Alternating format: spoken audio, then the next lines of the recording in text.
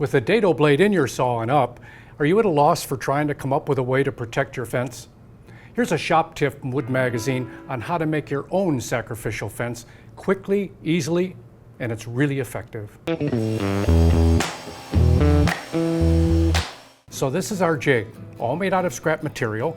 This is MDF, and these are hardwood blocks.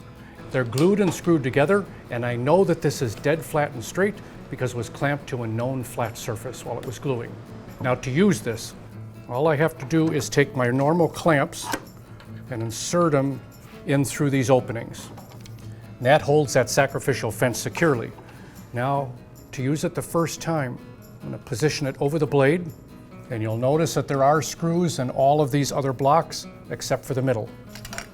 And to put my first marks in here to be able to use it from then on, I'm going to turn on the saw and slowly raise the spinning blade into my jig. With that cut out, my saw is ready to use, and I can move this in or out to match the width of the rabbet.